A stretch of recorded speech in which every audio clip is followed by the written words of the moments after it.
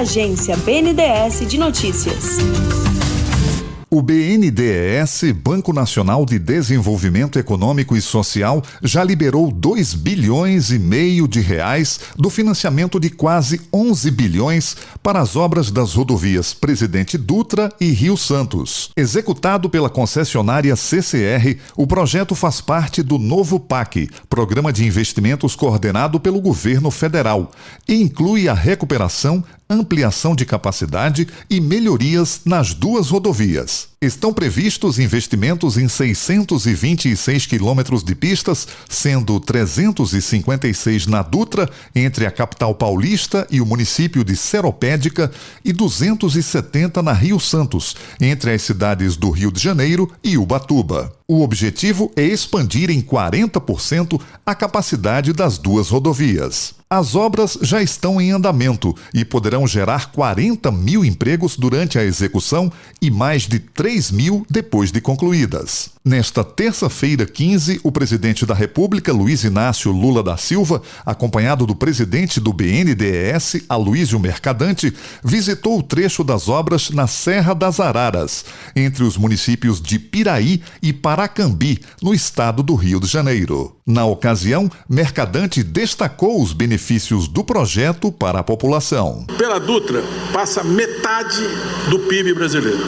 De tudo que o Brasil produz, metade circula na Dutra. Então, essa obra, esses 620 quilômetros que nós estamos falando, imagina, como disse o presidente, vai ter LED de ponta a ponta, vai ter 5G, vai ter viaduto em todos os municípios lindeiros, marginal nesses municípios para tirar o tráfego da cidade que circula por dentro da Dutra, e a serra com 8 pistas, quer dizer, 4 pistas para descer e para subir, uma obra ecologicamente absolutamente essencial. O projeto de melhorias na Via Dutra e na Rio Santos conecta 34 municípios, incluindo as cidades do Rio e de São Paulo, envolvendo uma população de 60 milhões de pessoas.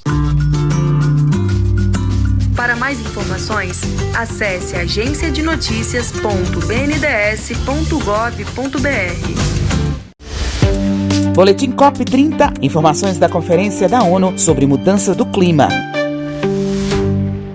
Em um momento decisivo para o futuro da Amazônia e do clima global, o Brasil se prepara para receber a COP30 em Belém do Pará, com uma iniciativa inédita, o programa Cuntaricatu, curso que forma lideranças indígenas para atuar nas complexas negociações climáticas internacionais. Desenvolvido em parceria entre o Ministério dos Povos Indígenas, o Itamaraty e o Instituto Rio Branco, o programa representa um marco histórico na inclusão dos saberes tradicionais nas políticas ambientais globais. A parceria prepara 30 estudantes indígenas para negociar em nome de suas comunidades do planeta. A ministra dos Povos Indígenas, Sônia Guajajara, não esconde o orgulho ao falar sobre o programa. Muito importante trazer essa voz indígena, até porque muitos acordos internacionais, principalmente o Acordo de Paris, já reconheceu o conhecimento indígena como conhecimento científico. Então é a primeira vez que nós vamos ter não só uma participação ali em maior quantidade, mas também em qualidade. Participam povos da Amazônia, do Cerrado, da Caatinga, da Mata Atlântica e do Pantanal. Para mais Ângela Oliveira, aluna do curso e indígena do povo Sateré-Maué, do estado do Amazonas, essa formação representa uma oportunidade histórica. Porque é a primeira vez que as lideranças e a juventude está participando dessa formação. A gente está adquirindo muito conhecimento através de professores, mentores, e vamos ter aula de inglês também para que possamos entender também outros países, outros povos indígenas nesses espaços. Em evento no Instituto Rio Branco, em Brasília, o ministro das Relações Exteriores, Mauro Vieira, enfatizou a importância da Conferência do Clima como marco para a agenda climática global e o protagonismo dos povos indígenas. Essa escolha evidencia o papel central das florestas na agenda climática global e reconhece a Amazônia como que ela é um eixo vital da estabilidade planetária. Mariana Moscardo, ministra conselheira e diretora-geral adjunta do Instituto Rio Branco, conta que o curso surgiu de uma convergência para capacitar indígenas na COP. Como é uma COP que está sediada no nosso país, na Amazônia, ter essa presença dos nossos indígenas de uma maneira real e mais substantiva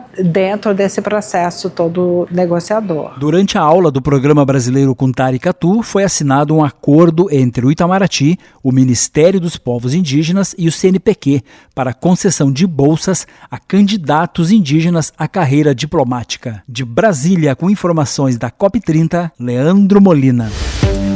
Boletim COP30, uma parceria da Presidência Brasileira da COP30 com a agência Rádio Gov. Para mais informações, acesse cop30.br. Ouve-se neste instante o ministro do Trabalho e Emprego, Luiz Marinho.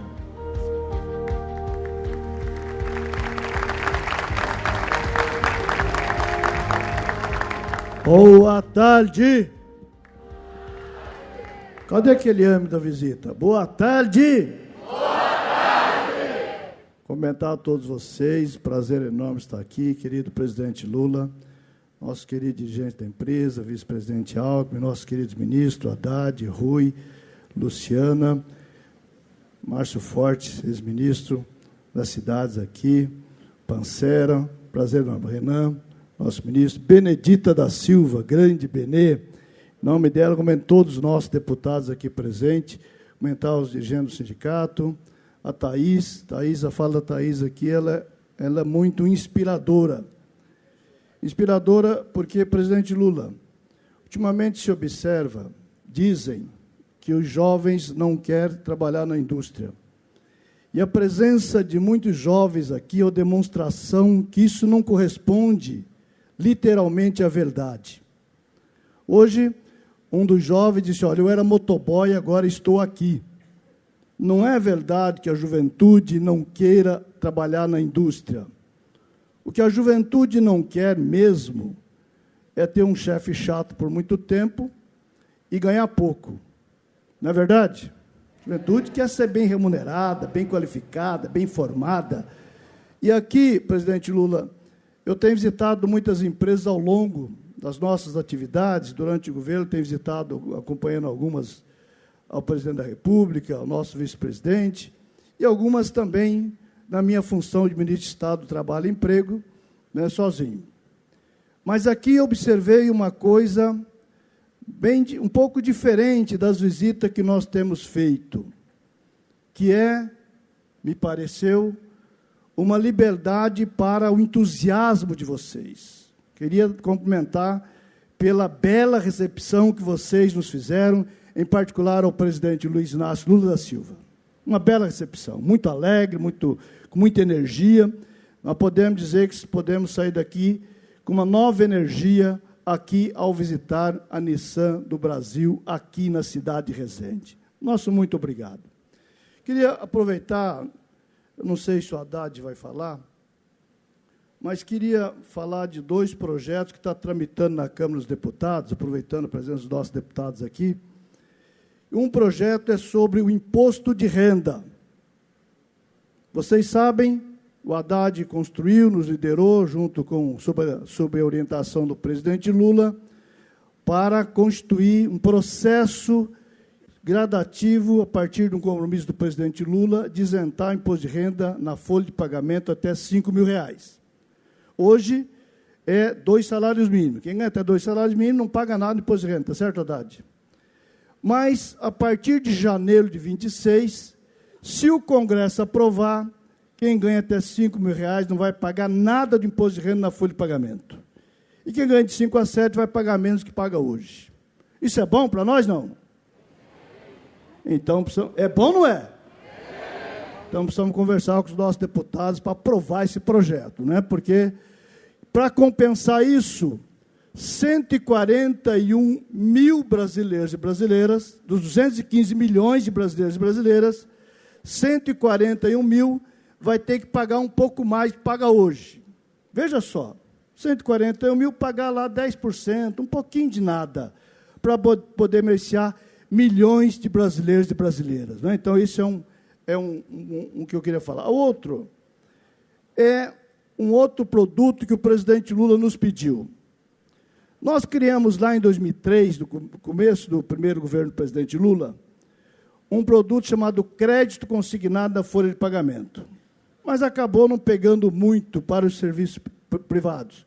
Pegou nos servidores públicos, nos aposentados e pensionistas, mas poucas empresas fizeram o convênio com as instituições financeiras. Então, hoje, tem 3.800.000 trabalhadores da iniciativa privada que têm esse produto.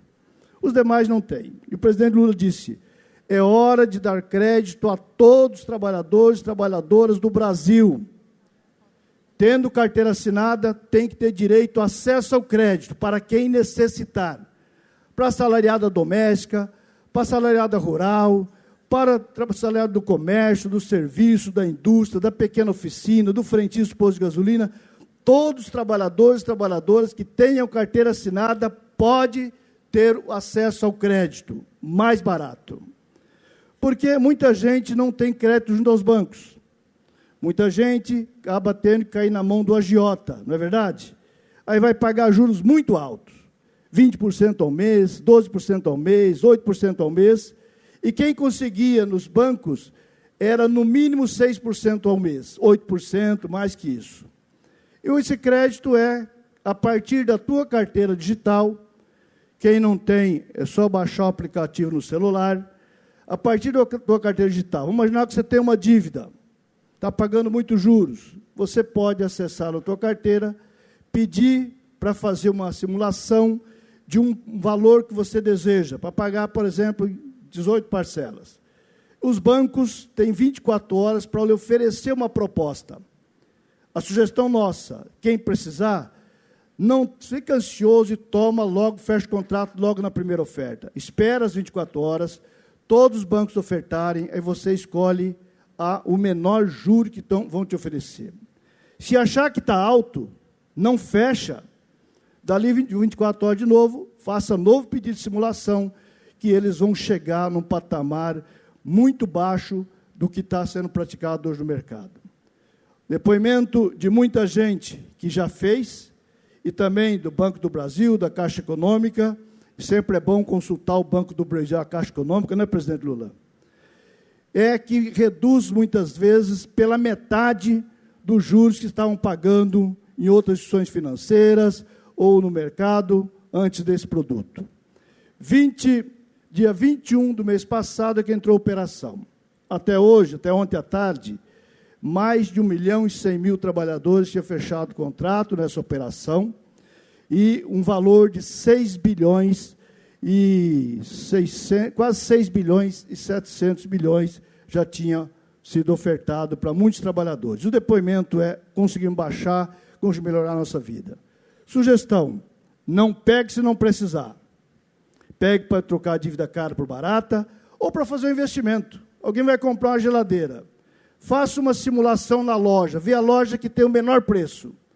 Vai lá e pede, se for pagar em 12 vezes, qual seria a prestação. E depois fala, qual o preço à vista? Se eu tiver dinheiro aqui para trazer para comprar à vista, quanto seria? Vai lá e simula no banco, seguramente as 12 prestações no banco vai ser muito inferior às 12 prestações na loja.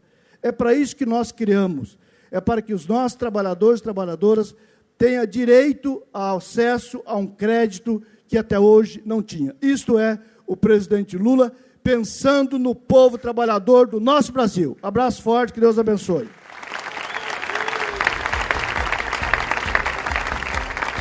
Agora, ouve-se o ministro da Casa Civil, Rui Costa.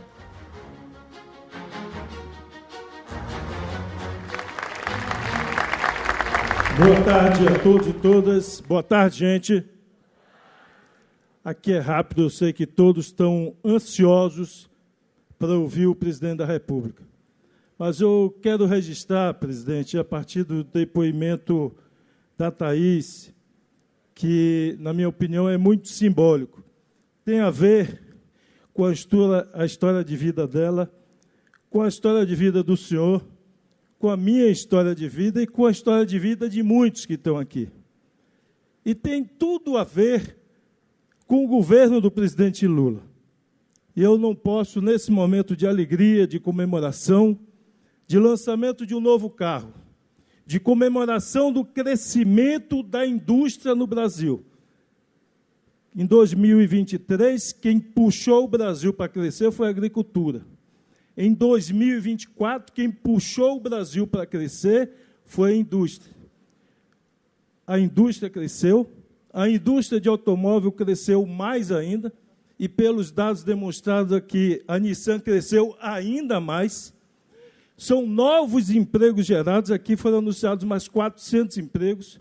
Nós temos o maior volume de emprego registrado em apenas 2 anos, 3.200.000 novos postos de trabalho em apenas 2 anos. É a maior massa salarial dos últimos 10 anos.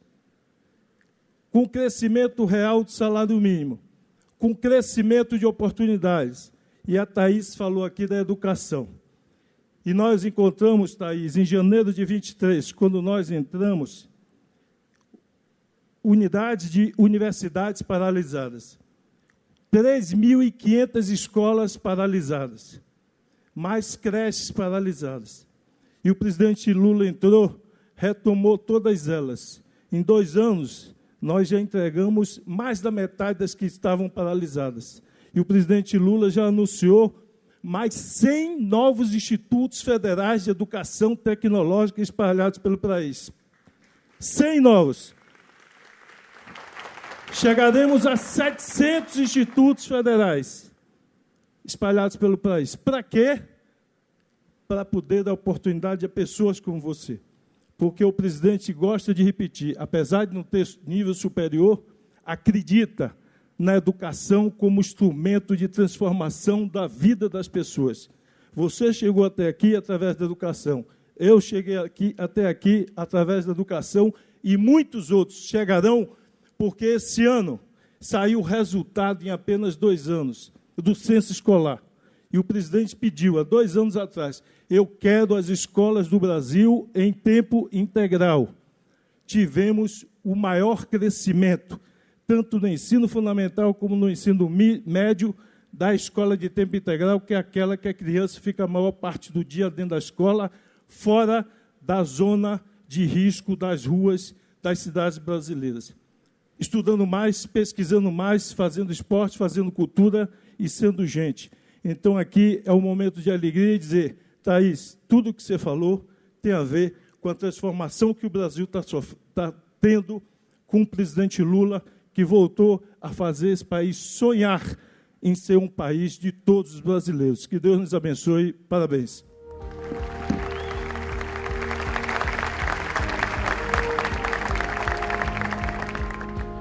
Neste momento, pronuncia-se o ministro da Fazenda, Fernando Haddad.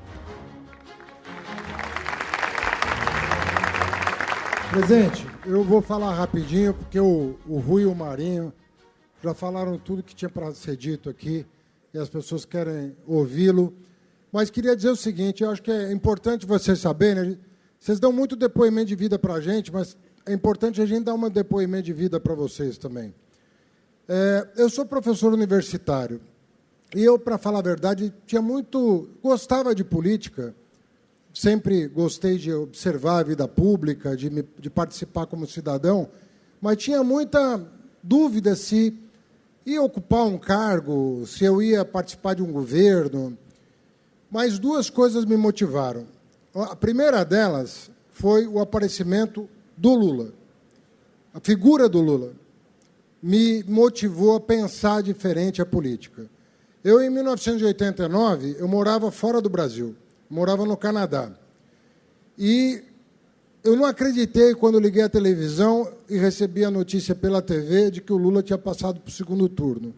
Eu já era casado com a Anistela, nós arrumamos as malas e viemos para o Brasil para poder votar, porque não podia votar no exterior naquela ocasião, não tinha mecanismo de votar. E nós viemos votar e fazer campanha nas 2 semanas que restavam, e por pouco a gente não ganha aquela eleição.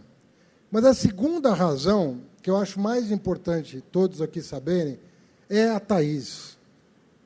É a Thaís existir no Brasil. É uma mulher negra, filha de mãe solteira, que 20, 30 anos atrás não tinha nenhuma oportunidade de estudar, de trabalhar numa multinacional, de poder se desenvolver, de poder sonhar. E ela, como milhões de pessoas, a gente que roda o Brasil e vê milhões de pessoas ainda querendo sonhar, querendo tem um projeto de vida. Então, pessoas como ela, que motivaram muitos de nós a entrar para a política, para transformar a realidade social, são depoimentos como o dela que nos fazem permanecer na vida pública e acreditar que é possível ter um país mais justo. O que o Rui e o que o Marinho falaram aqui é muito importante. O Marinho veio do chão de fábrica, como vocês. O Rui veio de uma favela na Bahia. E hoje são ministros de Estado, trabalhando para pessoas que, como eles, não tiveram oportunidade ainda, mas graças à liderança de pessoas como o Lula, como o Alckmin, podem sonhar a ter. Parabéns para vocês por nos inspirarem tanto e parabéns a Nissan pelo empreendimento.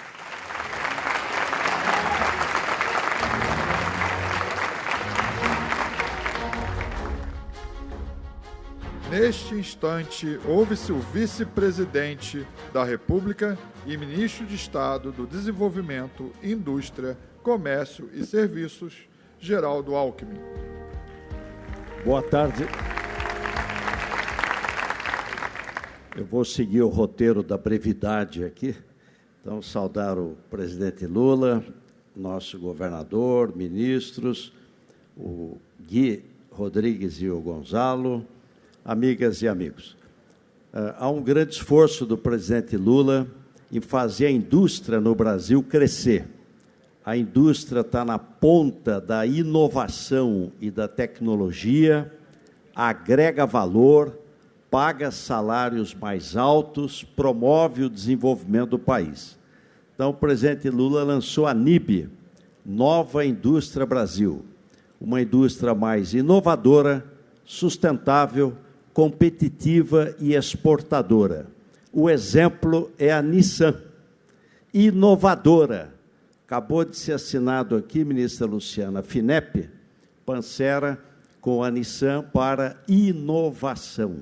Está na ponta da tecnologia. O carro é o que há de mais avançado em termos de tecnologia.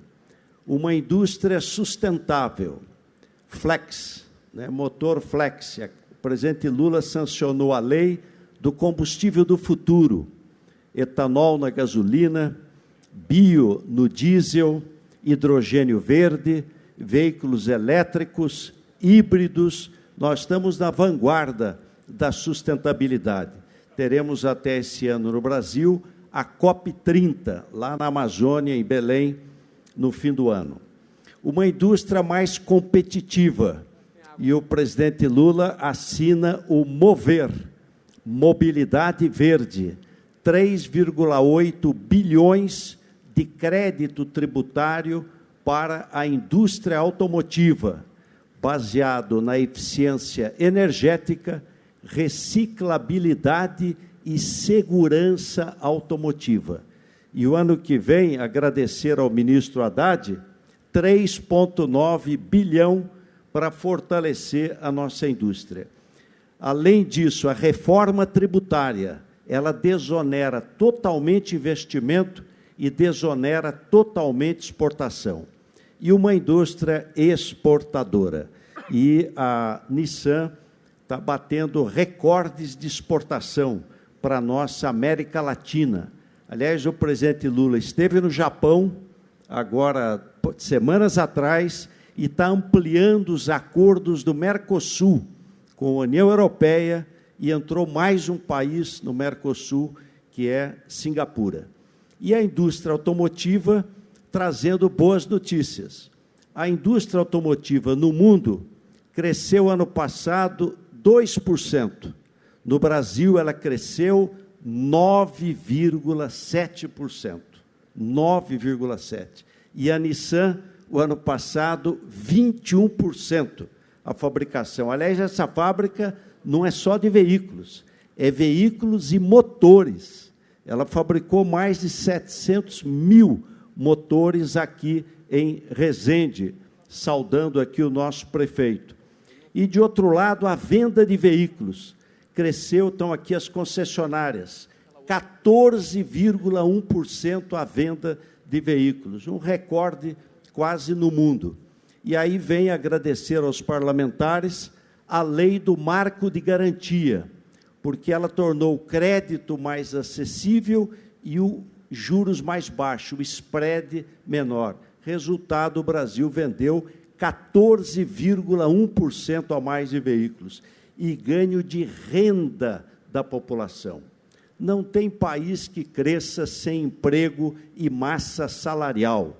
E isso o presidente Lula tem trabalhado permanentemente. E nós tivemos um bom crescimento do PIB, da massa salarial, menor desemprego e avanço para melhorar a vida da nossa população. Eu imagino, presidente, a sua alegria. O senhor é um homem de chão de fábrica. Estudou também, Thaís, no Senai, e se tornou líder dos trabalhadores e o único presidente, 3 vezes eleito presidente da República. Só a democracia permite isso. E com estabilidade, previsibilidade, o Brasil vai crescer ainda mais. Parabéns, presidente Lula. Parabéns, Nissan.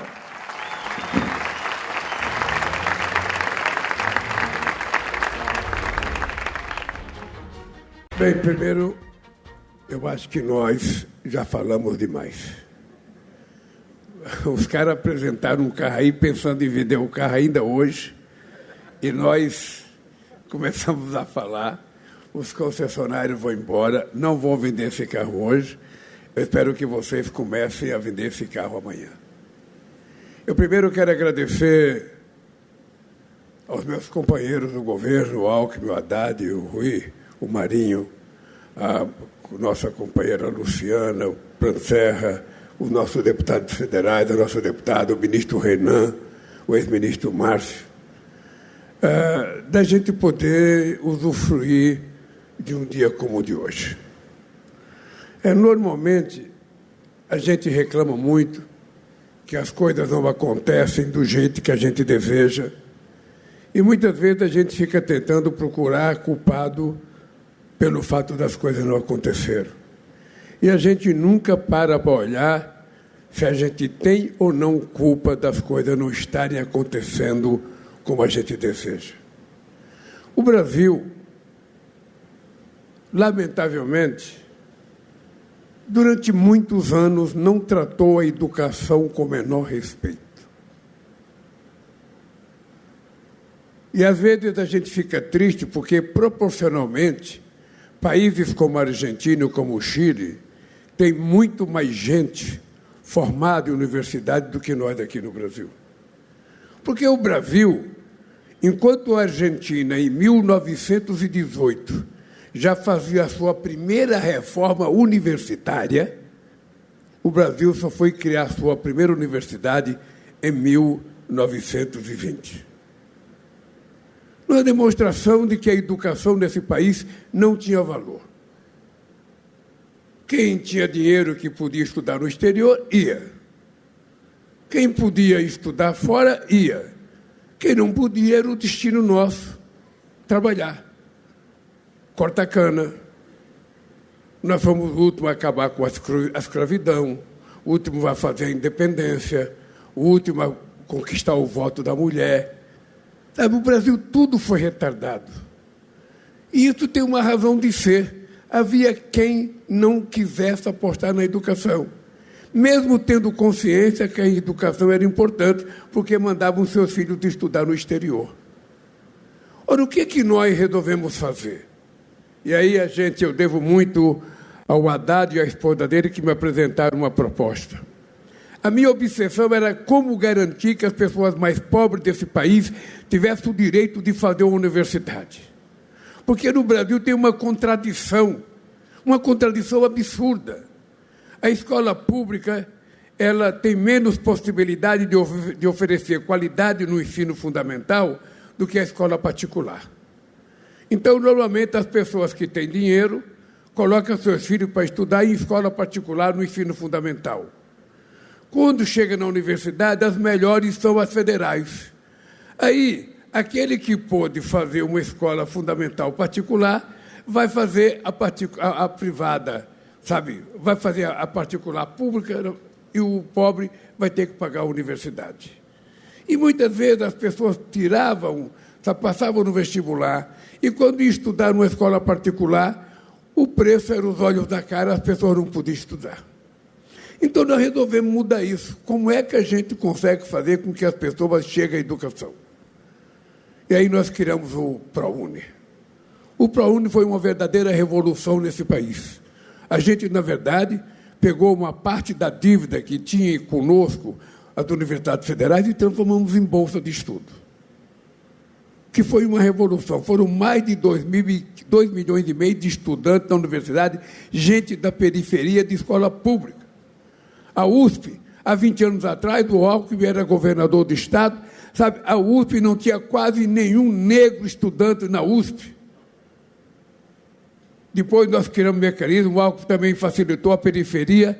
Hoje você vai na USP, 50% dos estudantes são negros. Uma demonstração da mudança que está havendo nesse país para que todos sejam tratados em igualdade de condições. Não importa a cor, a religião, o sexo, ou seja, todos têm que ter a mesma oportunidade. E aí eu volto para a questão da indústria automobilística, para que ninguém nunca esqueça o que está acontecendo hoje nesse país. Porque tem muita gente que acha que é normal. Isso está acontecendo porque é normal. Isso não tem nada a ver com o Haddad na Fazenda, não tem nada a ver com o Lula na presidência. A indústria está crescendo porque é sorte, é porque nós somos competentes, é porque nós fazemos as coisas direito, porque nós sabemos vender carro. Será que isso é verdade? Vamos pegar um curtíssimo histórico para a gente ver o que aconteceu nesse país. 31 de dezembro de 2010. Vocês têm noção quantos carros eram emplacados nesse país? Vocês se lembram quantos carros eram emplacados dia 31 de dezembro de 2010? Ou dia 1º de janeiro de 2011? Era praticamente 3 milhões e 600 mil carros. 3 milhões e 600 mil carros eram vendidos até 2012. O que aconteceu de 2012 até outro dia? Quando eu voltei para a presidência em 2023, você sabe quantos carros eram vendidos nesse país? 1 milhão e 600 mil carros. Menos da metade do que vendia entre 2010 e 2012. Quantas concessionárias fecharam nesse país? Quantas? Porque não tinha carro para vender e porque quando tinha o povo não tinha dinheiro para comprar. Todo mundo se lembra disso. Todo mundo se lembra. A história é muito curtinha para a gente saber o que aconteceu nesse país. Acontece que esse país não levava em conta a necessidade de fazer com que o dinheiro circulasse na mão de todas as pessoas. Eu tenho uma máxima que eu digo todo dia: muito dinheiro na mão de poucos significa pobreza. Pouco dinheiro na mão de muitos significa distribuição de alguma coisa. Eu poderia pegar um exemplo aqui. Aqui vamos supor que tenha por volta de 500 pessoas. Eu contei, eu estava contando, deve ter 260 de um lado e deve ter 260 do outro. Ao todo deve dar 520 mais ou menos.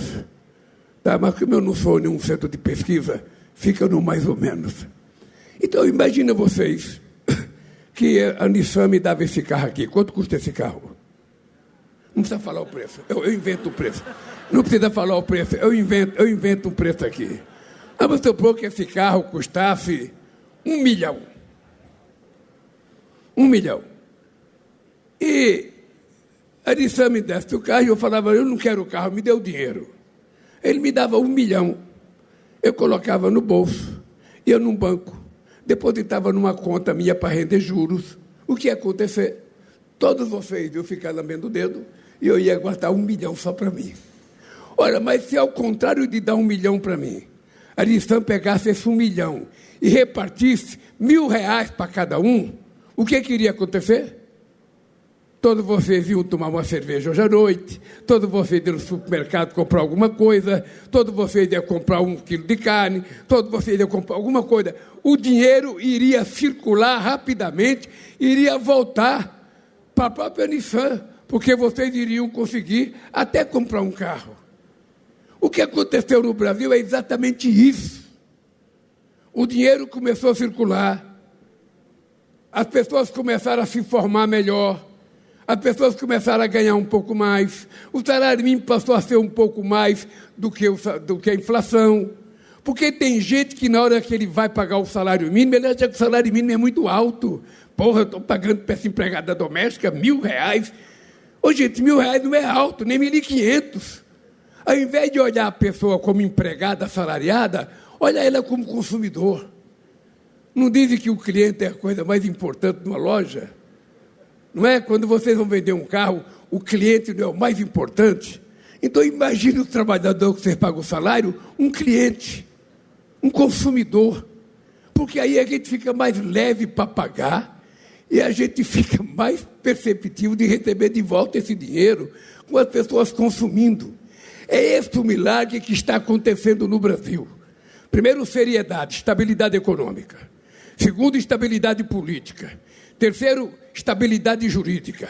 Quarto, estabilidade social. E quinto, previsibilidade. Neste país, ninguém precisa ficar contando mentira.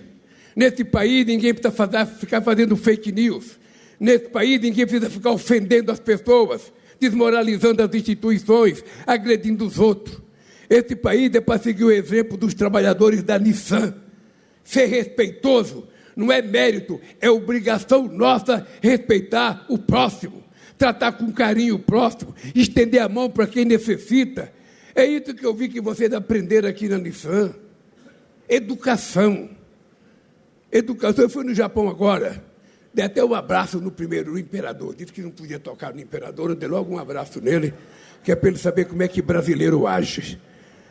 Então eu fui, sabe, é o seguinte, é uma educação um pouco refinada que nós precisamos aprender para a gente poder viver democraticamente de forma civilizada.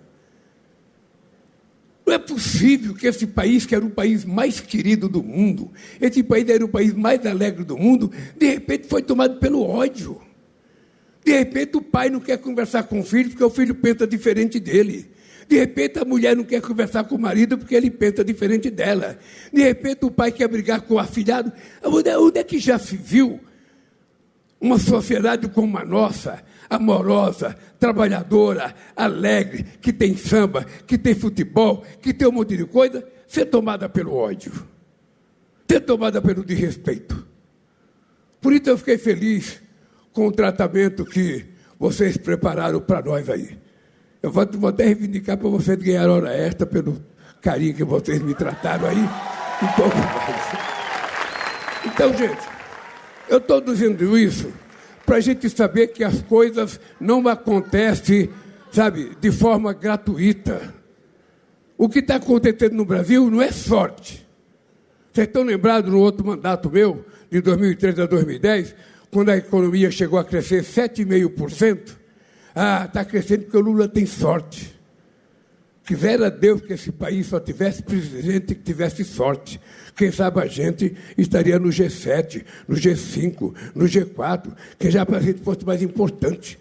Nós cansamos de ser tratado como um país pobre e país pequeno. Eu fico feliz quando vocês percebem com muita nitidez a qualificação, a competência do trabalhador brasileiro. Ele não deve nada a nenhum trabalhador do mundo, nem a russo, nem a chinês, nem a japonês, nem a americano. O que falta para o povo brasileiro era a oportunidade que vocês estão tendo de ter um trabalho decente, de ter uma boa formação. Tem gente que não gosta que eu falo isso, mas é uma vergonha para a elite brasileira. Uma vergonha para a elite brasileira que seja um presidente que só tem um diploma do Senai, o presidente que mais investiu em universidade na história do país, o que mais investiu em Instituto Federal e o que mais fez extensão universitária. Por que isso? É sorte? Não. É vontade. é compromisso. E eu sou daqueles que não desisto nunca. Não existe nada impossível quando a gente tem vontade de fazer. E eu voltei à presidência da República para provar que esse país não pode ser um país eternamente pobre, eternamente vivendo de Bolsa Família. Não, nós precisamos fazer as pessoas se formarem adequadamente, aprender uma profissão, para as pessoas poderem constituir família, terem prosperidade e viver bem num padrão de classe média. É isso que nós desejamos. Eu quero que todo mundo possa comprar um carro desse. Mas enquanto não puder, compre o mais baratinho, que vai ajudar outra indústria que produz um carro mais baratinho. Mas, obviamente, que quanto mais classe média vocês criarem, mais gente vai comprar esse carro chique aqui, que quem sabe um dia eu até vou comprar um, vou botar a mão nele aqui, para mostrar o meu desejo de ter esse carro. Então, gente, é isso. Thaís, vem aqui um pouquinho, Thaís. Vem cá.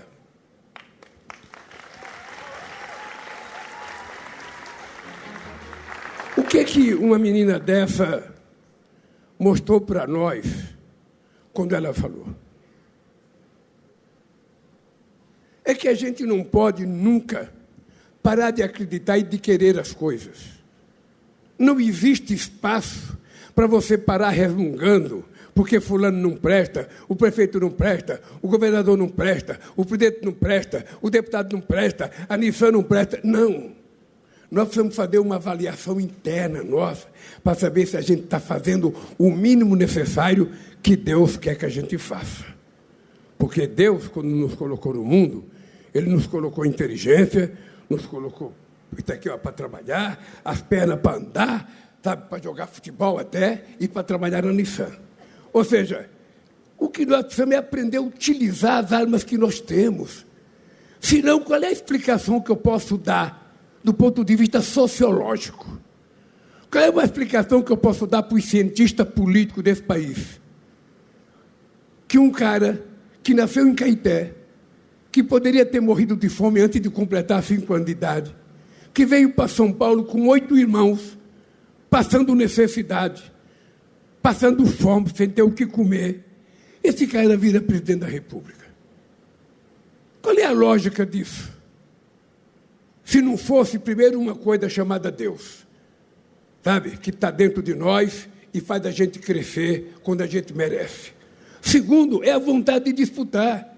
Eu um dia fui a Brasília, pedi para não votar uma lei que prejudicava os trabalhadores. Cheguei em Brasília, eu descobri que não tinha um deputado trabalhador. Aí eu voltei para casa, Júlio, e falei, peraí, eu sou um bobão. Como é que eu quero que vote uma lei para ajudar o trabalhador se não tem nenhum trabalhador lá dentro? É preciso, então, a gente se organizar e criar um partido. Criei o partido. E o meu partido não é o maior.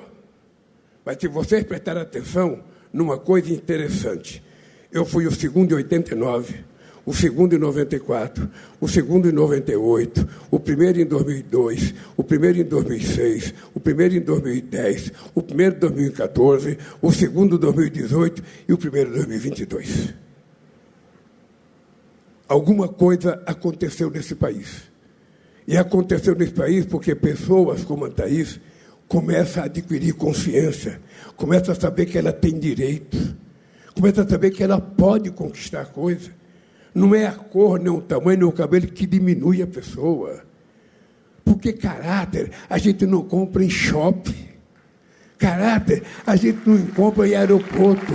A gente nasce. A gente adquire do pai e da mãe da gente. E eu tenho certeza que mesmo a tua mãe, sendo uma mulher pobre, ela deve ter dado para você uma educação que muita gente rica não consegue dar para o filho, porque muita gente rica, ao invés de cuidar do filho, prefere contratar a babá para cuidar e não dá sequer um chameguinho no filho. E sua mãe, eu acho que lhe deu muito chamego, muito cafuné, e é por isso que você é essa figura doce, encantadora, motivo de orgulho das mulheres da Nissan. Por isso, a educação, eu vou lhe contar o que está acontecendo nesse país para parar de falar. Nós tomamos uma decisão que até 2030, todas as crianças brasileiras estarão alfabetizadas até o segundo ano. Porque se a criança não se alfabetizar até o segundo ano de escolaridade, ela vai ser atrasada durante muito tempo na escola. Segunda decisão nossa, a gente tomou a decisão de que vai fazer o máximo que a gente puder de escola de tempo integral, não só para as crianças aprenderem mais, mas, sobretudo, para dar tranquilidade aos pais e às mães que muitas vezes vão trabalhar e o filho fica sozinho na rua, sem ter ninguém para tomar conta. A terceira coisa que nós vamos fazer é cuidar do ensino médio. Aí, nós descobrimos no ano passado que 480 mil pessoas do ensino médio desistiu da escola para ajudar no orçamento familiar.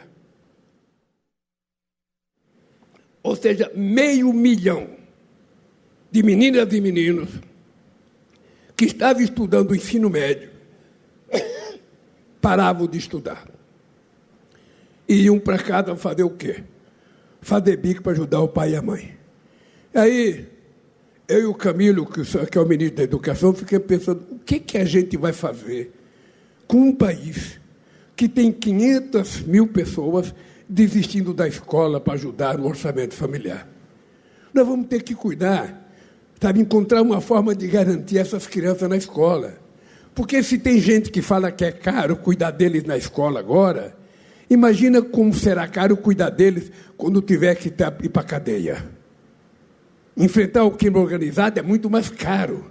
E o que nós resolvemos fazer, Thaís? Nós criamos uma coisa chamada pé de meia. Não sei se você já ouviu falar. Então, para que a criança fique na escola, a gente dá 10 prestações de R$200, é 200 por mês, para ele fazer o que ele quiser com o dinheiro, gastar em comida e não precisar abandonar a escola. E no final do ano, se ele passar, a gente deposita R$1.000 na poupança dele. No ano seguinte, a mesma coisa, mais 10 de 200, mais uma de 1.000. Quando chegar no final do ciclo, ele tem R$9.000 se ele guardou o dinheiro. E ele pode começar a vida dele com muita tranquilidade, sem desistir da escola. A coisa mais impressionante que nós descobrimos é que meninos e meninas que já tinham desistido da escola voltaram a estudar por conta do pé de meia. Parece muito, não é muito. Gastar 6 bilhões com 4 milhões de jovens, a gente está apostando em salvar esse país. Porque se esse país tivesse investido na educação, quando todo mundo investiu, nos anos 50 ou nos anos 60, a gente não teria a quantidade de analfabetos que nós temos hoje. 60 e poucos % das pessoas não têm mais que o ensino fundamental. E aí a gente perde competitividade. A gente perde capacidade produtiva, a gente perde um avanço tecnológico. Então, investir em educação, Thaís, não é mais do que obrigação. Não haverá outra saída para o Brasil se a gente não investir em educação, educação, educação. E vocês têm que estudar, estudar, estudar, porque senão esse país não vai dar o salto de qualidade que o país precisa. E essa é a minha função. E sabe por que eu penso assim? Porque eu não tive diploma universitário. E como eu não tive diploma universitário, eu quero que todo filho de trabalhador, todo filho de pessoa pobre, todo filho de empregada doméstica possa disputar uma vaga na universidade com o filho do patrão dela. Não é aniquilar a pessoa por preconceito, é pobre não estuda, não. É por qualidade. Vamos dar a mesma chance, a mesma qualidade de comida, a mesma qualidade de ensino, a mesma qualidade de professor e vamos ver quem é que vai conseguir chegar lá. E é por isso que surge uma pessoa como você, com esse sorriso maravilhoso, sabe? Jovem, com uma fé tremenda na Nissan. Vocês tomem cuidado dela, porque ela está com uma fé muito grande. Se vocês soubessem o que as pessoas falaram para mim, eu perguntava para todo mundo, sabe... Você gosta da Nissan? É maravilhosa. Você está bem aqui? Maravilhoso. É o melhor emprego que eu tenho. Então, cuide. Porque fazer carro bom é bonito. Agora, cuidar das pessoas é mais bonito ainda. Por isso, gente, meus parabéns à direção da Nissan. Meus parabéns pelo lançamento do carro. Meus parabéns pelo cumprimento da promessa que vocês me fizeram quando me visitaram em 2023. Vocês foram os primeiros empresários a fazer promessa de investimento e cumpriram. Depois de vocês, O ano passado, nós recebemos as empresas todas para fazer investimento de 139 bilhões de reais. Mas vocês foram a primeira. E vocês provaram que tem palavra, porque estão mostrando o fruto do investimento de vocês. Parabéns, parabéns aos concessionários, parabéns aos trabalhadores, parabéns às mulheres da Nissan, que merecem um aplauso especial. Um beijo no coração de todas vocês. Um abraço. Olá, é hora de se deixar levar pelas ondas de inovação. Um mergulho para conectar a sociedade e o serviço público brasileiro. Uma produção do Labora Gov, um laboratório de inovação em governo.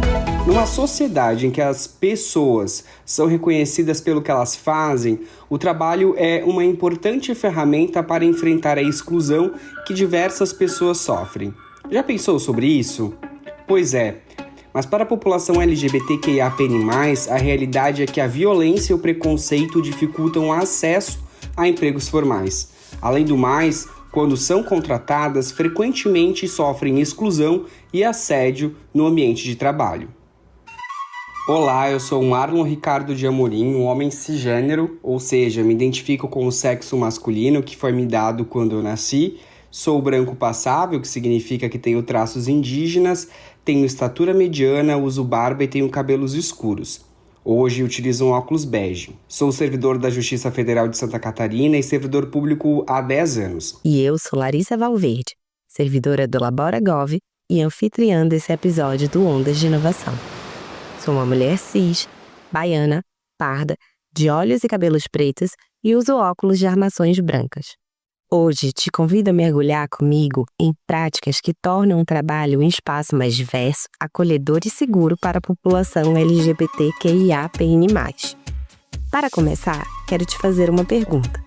Se no seu trabalho alguém perguntar o nome do seu marido ou namorado, ou da sua esposa ou namorada, por exemplo, você sente algum desconforto ou tá tudo bem falar sobre isso?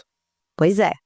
54% de profissionais LGBTQIAPN+, não se sentem confortáveis para falar sobre sua sexualidade ou identidade de gênero no local que trabalham. Além disso, 24% afirmam que sofreram discriminação, assédio ou intimidação no ambiente de trabalho. E se eu te contar que somente 1 em cada 4 pessoas da comunidade LGBTQIAPN+, conseguiu um emprego com carteira assinada em 2023? Esses dados destacam a necessidade urgente de políticas públicas eficazes e de ações afirmativas para proteger e dar oportunidade para essa população. Para navegarmos mais a fundo nessas ondas da diversidade, vamos ouvir o Lino. Ele é um homem trans, servidor e professor do Instituto Federal de Santa Catarina e vai compartilhar com a gente uma perspectiva da área da educação. Nós temos várias dificuldades de empregabilidade, né? No setor público não é diferente, talvez seja ainda mais difícil e necessário pensarmos sobre a empregabilidade trans. Primeira questão é que sofremos preconceito pelo simples fato de sermos pessoas trans e de todo o estigma sobre as nossas existências, onde estamos, onde deveríamos estar.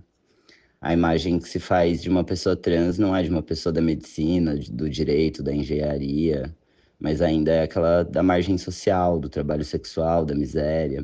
Além disso, não acreditam na nossa capacidade, mesmo quando temos excelentes profissionais dessas áreas mencionadas, assim. Um segundo ponto é que, de fato, em geral, a nossa população é bastante prejudicada ao longo do tempo pela transfobia.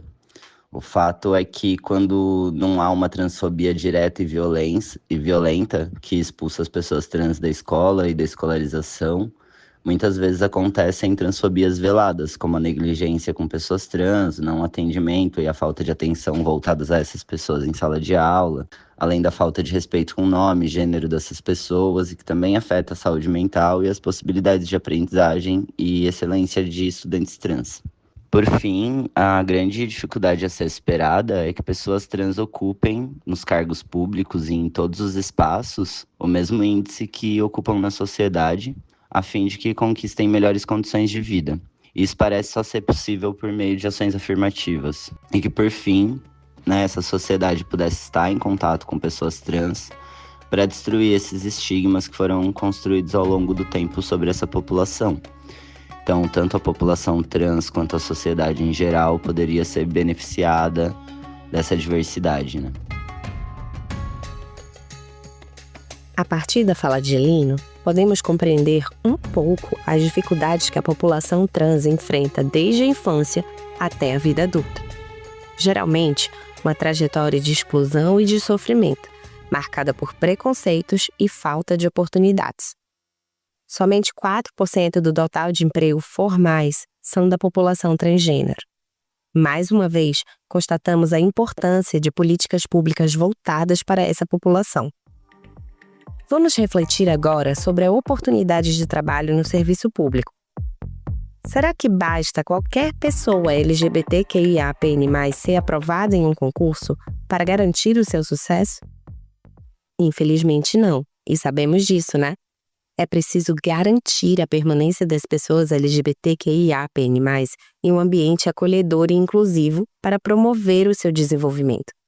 Isso traz oportunidades de crescer, de ocupar espaços de destaque e de ter êxito em suas carreiras. A permanência é manter-se no trabalho com o apoio de práticas que criam um lugar seguro, onde todas as pessoas possam contribuir com confiança. E como podemos fazer isso?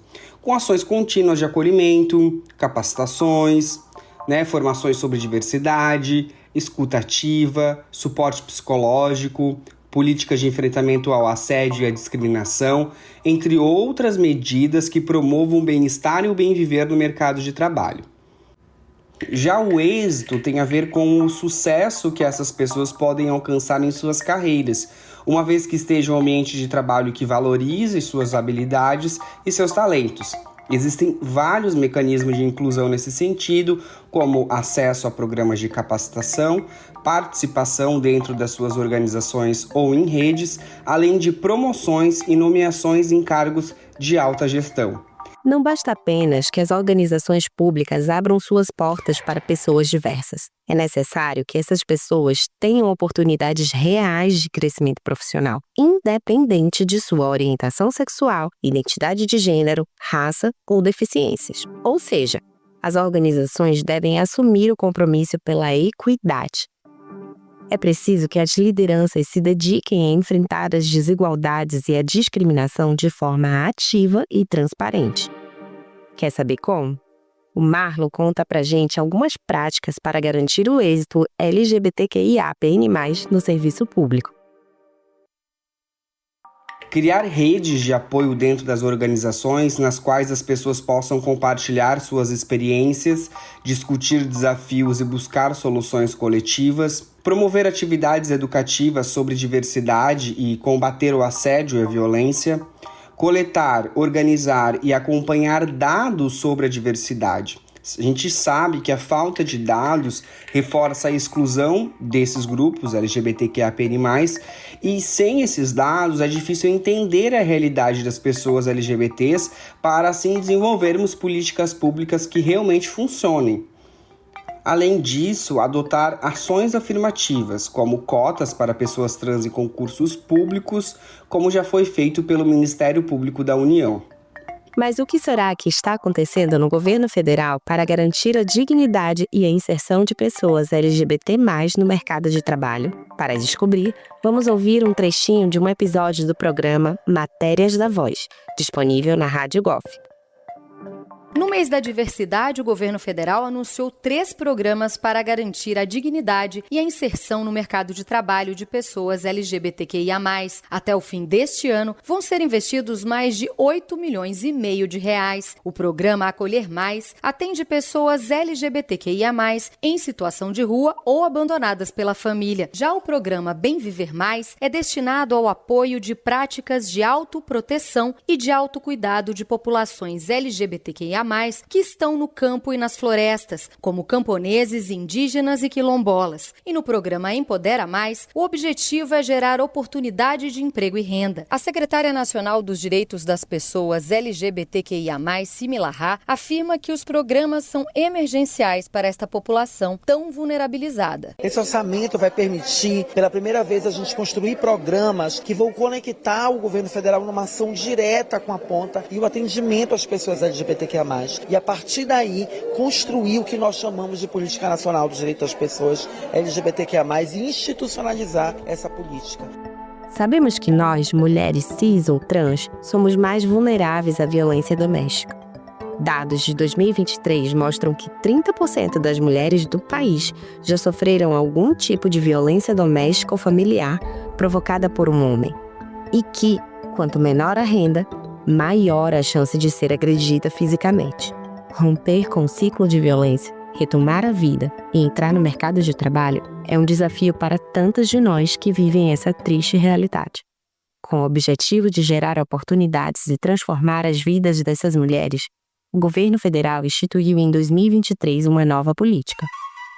Salve, pessoal! Eu sou Cláudia Martinelli, diretora de Inovação Governamental no Ministério da Gestão e da Inovação em Serviços Públicos.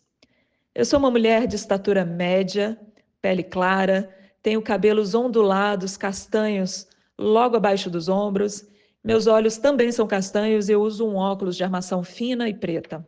Você sabia que o Ministério da Gestão e da Inovação em Serviços Públicos criou uma política que reserva 8% das vagas em contratos federais dos serviços contínuos para mulheres em situação de violência doméstica e familiar?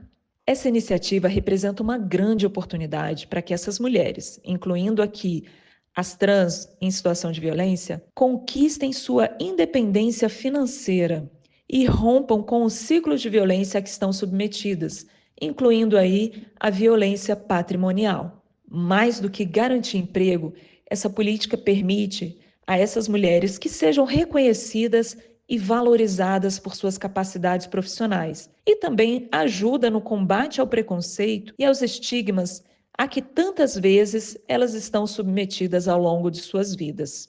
Ao trazê-las para o setor público, a política também contribui para a construção de um ambiente de trabalho mais diverso, mais representativo e, por que não, mais inovador.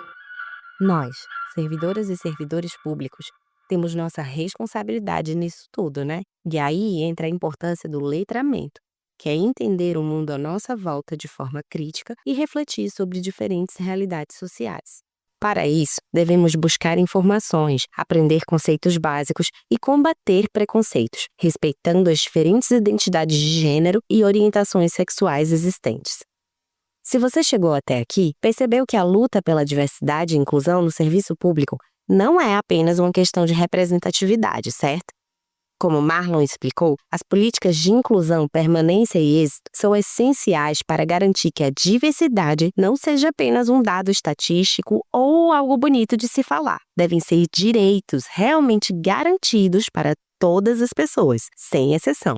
Precisamos de políticas públicas que considerem a interseccionalidade, ou seja, que considere diferentes características da identidade de uma pessoa, como gênero, raça e orientação sexual. Por exemplo, cerca de 80% das mulheres trans e travestis vítimas de violência são negras ou pardas, o que reafirma o preconceito racial e evidencia a urgência de políticas públicas interseccionais. Vale sempre lembrar: uma peça essencial para a inovação e criatividade é ter um ambiente de trabalho com pessoas diferentes, trazendo experiências e pontos de vista variados. Pode ser desconfortável? Sim, e é. Mas é também necessário para combatermos preconceitos e estigmas, termos empatia e altruísmo e, assim, promovermos ambientes de equidade no serviço público. Se você não sabe o que significa a sigla LGBTQIAPN+, vou te explicar.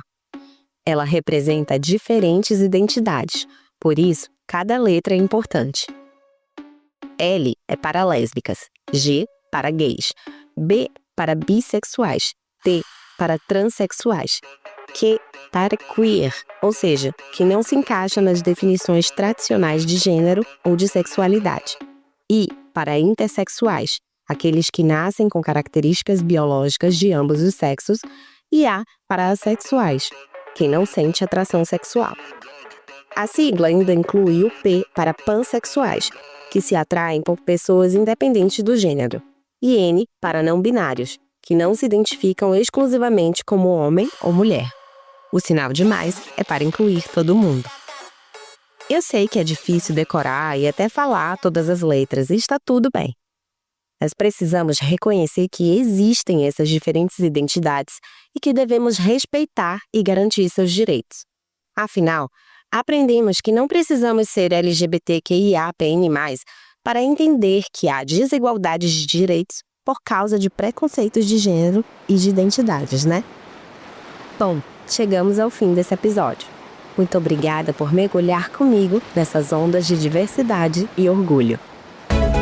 Você ouviu Ondas de Inovação, uma produção do Labora Gov, um laboratório de inovação em governo no Ministério da Gestão e da Inovação em Serviços Públicos.